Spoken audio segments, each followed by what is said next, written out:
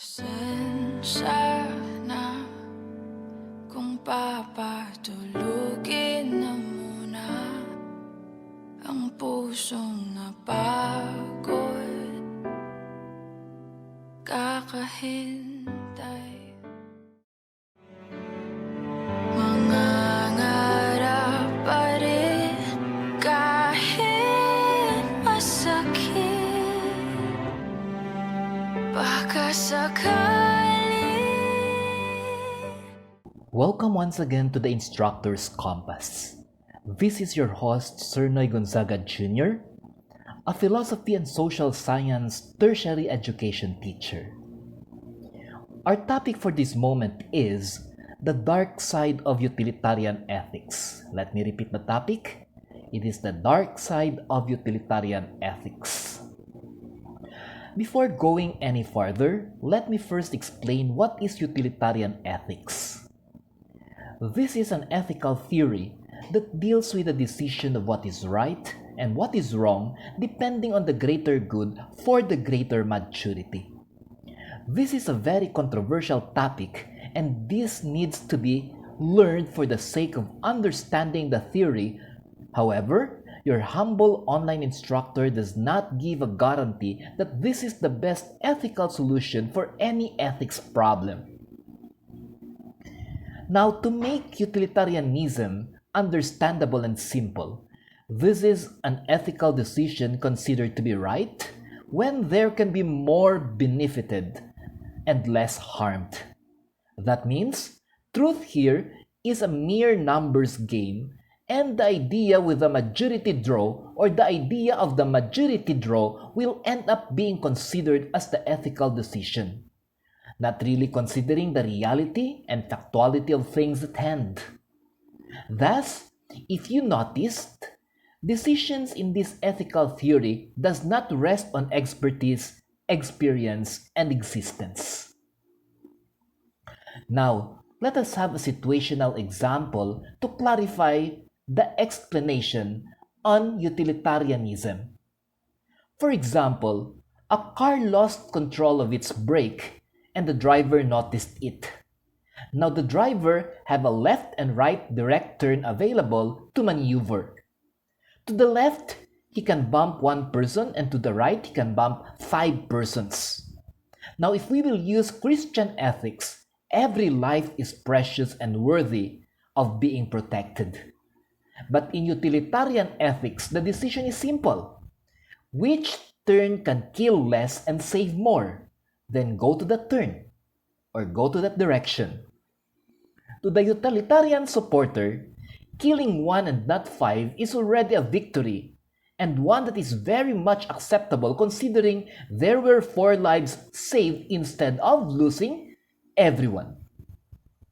Now, if you can already sense the weakness of this theory, the theory utilitarianism and utilitarian ethics, this theory justifies what many can see as right and not really what is right before any person can justify it.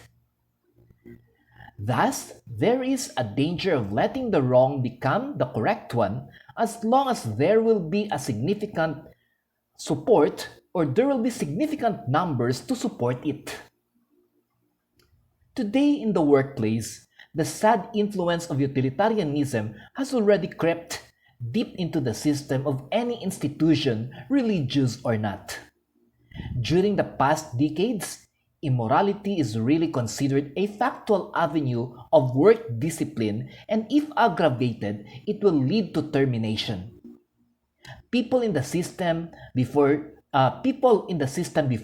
do not question this because this is what the protocol says. Now, during those times, the respect of truth is always heavier on written protocols rather than the abusive voting capacity of biased trustees. Today, if you will observe institutions, when there is a case of immorality, when the person is not very near the position few, they will usually get axed and they will be terminated silently from the institution. However, here comes now the double standard. that if the person has political clout or alliances within the higher system, tendency is they will bring the case into suffrage or voting, and for sure, they will get the numbers and the worker will stay working even with the immoral act beyond or proven beyond reasonable doubt. This is now the problem of utilitarianism. The basis is very unstable because it is just majority numbers. Laws, protocols, and standards are there, but following it or upholding it will need a majority voting. That is very sad.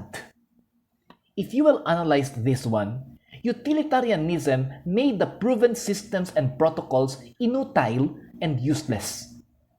Because political affiliation and power, political affiliation and greed power will control the outcome of what is considered as the new truth. Yes, like what you have in mind right now, we do not need a majority to make an ethical choice. What is true and honest does not need a vote. What was experienced factually does not need a majority number. Oftentimes, majority vote is an excuse for a losing stand or a coward acceptance of a reality of weaknesses. Now, as future professionals, I still believe that our foundation for a more dignified service and moral ascendancy is always the knowledge of the real truth.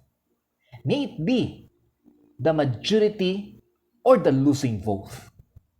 God knows what is true, and God's truth is never based on the greater number.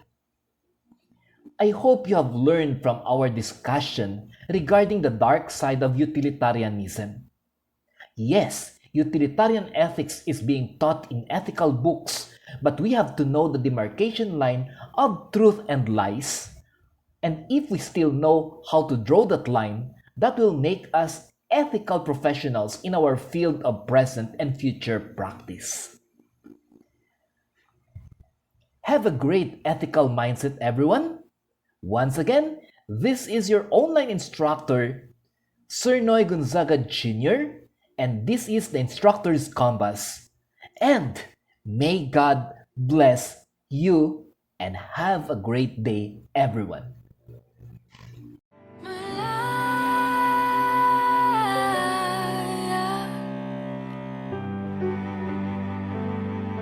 Susuko na ang sandata.